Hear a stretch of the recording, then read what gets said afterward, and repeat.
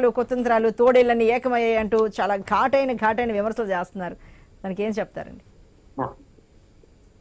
జగన్మోహన్ మరి రెడ్డి ఇటు మీ జగన్ ఒక్కరే, అటుపక్క ముగ్గురు, దానికి తోడు కాంగ్రెస్ కూడా చేరింది, నలుగురు. నా చెల్లెల్ని కూడా తీసుకుపోయారు చాలా మంది. అంటే కూడా వచ్చారంట.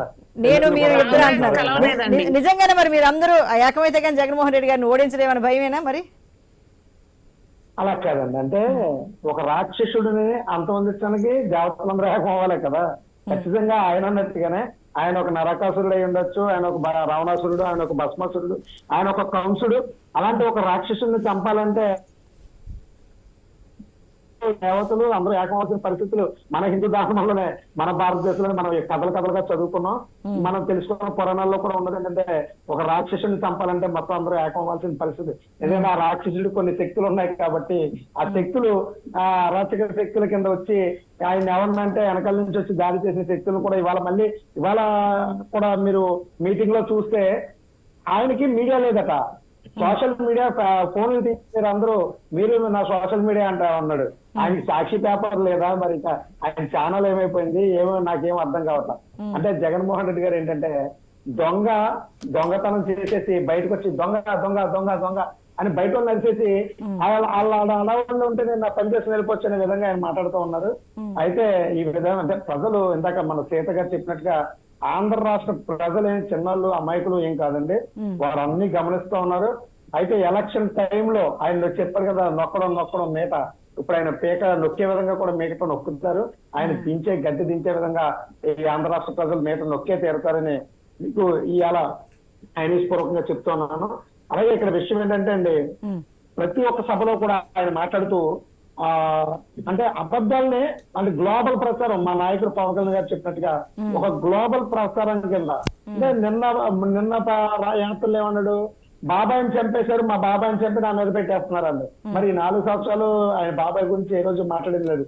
వాళ్ళ చెల్లి స్వయాన సున్నత అమ్మ గారే వాళ్ళ నా తండ్రిని మళ్ళీ శవాన్ని వాడుకుని రాజకీయం చేయడానికి సిగ్గులేదా అని అంటే ఆయన అంటే చిచ్చే అనే జగన్మోహన్ రెడ్డి గారు అంటున్నారు ఒక పేపర్ గురించో మీడియా గురించో.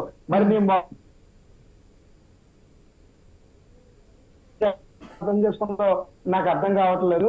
అలాగే ఇప్పుడు మిగతా అంటే తను చేసిన తప్పులన్నీ పక్కన పెట్టి ఆ కంటైనర్ గురించి ఇందాక అర్చన గారు మేడం గారు మీరే మాట్లాడుతూ కంటైనర్ గురించి చెప్పమంటే సోషల్ మీడియా గురించి మాట్లాడతారో లేకపోతే మీ ఇంట్లో ఏమున్నాయో చెప్పండి అంటారు. కానీ ఆ కంటైనర్ ఇది, ఆ కంటైనర్ లో ఒకవేళ అంటే ఆ హోమ్ నీడ్స్ వచ్చిన ఆ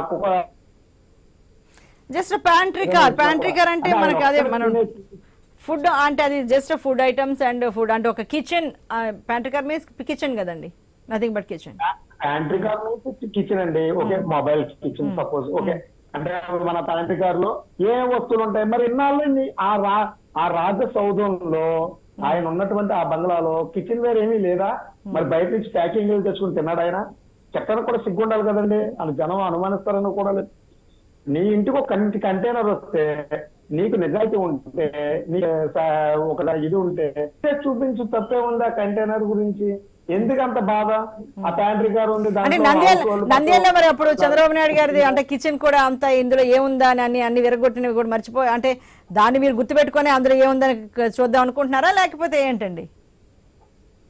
చూపించాలి కదా మేడం. అంటే మనం పబ్లిక్ లో ఉన్నాం, పైగా ఎలక్షన్ ఇయర్ లో ఉన్నాం. ఎలక్షన్ లో ఒక కార్, మీ కారు అర్జున్ గారు కదా సీత గారు లేదా షేక్ సయీద్ గారు అన్నయ్య గారు కారు వెళ్తుంటే రోడ్డు మీద ఒక కానిస్టేబుల్ గారు ఆపి ఆ కారులో ఏముందో చూపించడానికి కెమెరాలు పెట్టి ఖచ్చితంగా ప్రతిదీ పిక్చరైజ్ చేస్తున్న ఈ తరుణంలో, ఎలక్షన్ కమిషన్ రూల్స్ అన్ని వర్తిస్తున్నటువంటి ఈ తరుణంలో ఒక మొబైల్ వ్యాన్, ఒక కంటైనర్, ఆయన ఇంట్లోకి వెళ్తున్నప్పుడు కనీసం ఎంట్రీ పాస్ కూడా లేకుండా ఏ విధమైన ఎంట్రీ చూపించకుండా ఒక కంటైనర్ లోపలికి వెళ్తుంది, బయటకు వస్తుంది. మరి అందులో ఏముందన్నది ఆయన బయటకు తెలిసిన బాధ్యత ఒక సీఎం కు ఉందంటారా లేదంటారా? ప్రజలందరూ అడుగుతారు కదా. ఖచ్చితంగా ప్రజలు లేకపోతే మీడియా సంస్థలు, మీరు మీడియా ప్రముఖులు ఖచ్చితంగా అడుగుతారు కదా. ఒక కామన్ మ్యాన్ నువ్వు కారు ఆపుతున్నావు, బండి ఆపుతున్నావు. అయ్యో నిన్నగాక మన పెళ్లిళ్ళు జరుగుతుంది, ఇప్పుడు పెళ్లి సీజన్ మేడం గారు. నిన్న పెళ్లికి వెళ్తుంటే ఒక వ్యక్తి కట్నం డబ్బులు వాళ్ళకి ఇవ్వాల్సిన డబ్బులు ఏదో గమ్మని పట్టుకెళ్ళాలని కంగారు వెళ్తుంటే 2,40,000 రూపాయలు తీర్చేస్తారండి. ఏమంటాడు? కార్డు అన్న చూపించండి, వెడ్డింగ్ కార్డు అన్న మీ దగ్గర ఉండాలి కదా. సరే పెళ్లికి వెళ్తున్నాం సార్, ఇప్పుడే వాళ్ళకి కట్నం సాధించాలి, కొద్దిగా అర్జెంట్ వ్యవహారం, అందుకనే కంగారు వెళ్తానంటే 2,40,000 నువ్వు తీర్చేసి పోలీసులు అక్కడ ఇబ్బంది పెడతా అంటే నీ ఇంట్లోకి వచ్చిన